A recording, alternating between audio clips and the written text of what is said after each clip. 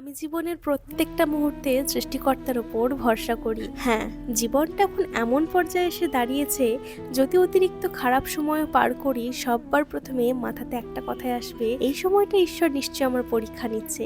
এই পরীক্ষায় উত্তীর্ণ হলেই অবশ্যই ভালো দিন আসবে। হরিদাস ঠাকুর, অর্থাৎ যাকে আমরা জবন হরিদাস নামে জানি, তিনি প্রত্যহ 3 লক্ষ বার কৃষ্ণ নাম জপ করতেন এবং প্রত্যেকবার ভগবানের কাছে কষ্ট, দুঃখ, যন্ত্রণা চেয়ে প্রার্থনা করতেন। তিনি প্রতি মুহূর্তে ঈশ্বরকে বলতেন, হে সৃষ্টিকর্তা, আমাকে যত পারো দুঃখ দাও, কষ্ট দাও। কারণ এই দুঃখ, কষ্ট, যন্ত্রণা, বেদনা ঈশ্বরকে স্মরণ করাই সৃষ্টিকর্তার নিকট আশ্রয় খুঁজতে সাহায্য করে। সত্যি মানব জাতি কতই না স্বার্থপর, দুহাত পেতে ঈশ্বরের কাছে সুখ শান্তি তো অবশ্যই চায়, তবে সুখ শান্তির মুখ দেখলে সেই সৃষ্টিকর্তাকেই ভুলে যায়। তাই বলি, জীবনে কিছু দুঃখ থাক, কিছু জিনিস না পাওয়া থাক, কিছু কাছের মানুষরা রূপ বদল করে অচেনা হয়ে যায়, শতবার চাওয়ার পরেও জীবনে কিছু একটার অভাব, কিছু মানুষ আমাদেরকে মিথ্যে অপবাদে দগ্ধে দেয়। না পাওয়ার অভাব, এই কষ্ট, এই যন্ত্রণা দুবেলা সৃষ্টিকর্তার চরণে চোখের দুফোঁটা জল হয়ে ঝরে পড়ে। জানোই তো, নরম মাটি আগুনে পুড়ে ইটে পরিণত হয়, আর চাইলেই কিন্তু সেই ইটকে সহজে আঘাত করা যায় না। সৃষ্টিকর্তা আমাদেরকে পরিপক্ক এবং শক্তিশালী করার জন্য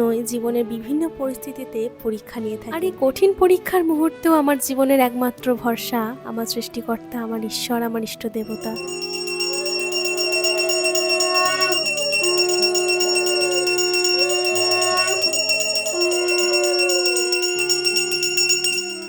বিপদে ফেলে সৃষ্টিকর্তা কখনো আনন্দ পায় না। আমাদেরকে বিপদের সম্মুখীন করার কারণ একটাই, আমাদের মধ্যে ধৈর্য, ভক্তি এবং শক্তির মাত্রাকে বহুগুণে সমৃদ্ধ করা। এই যে তোমাদের সকলের প্রিয় গোপসোনা, আজকে সন্ধ্যের ভোগে দিয়েছিলাম চিড়ে ফলার।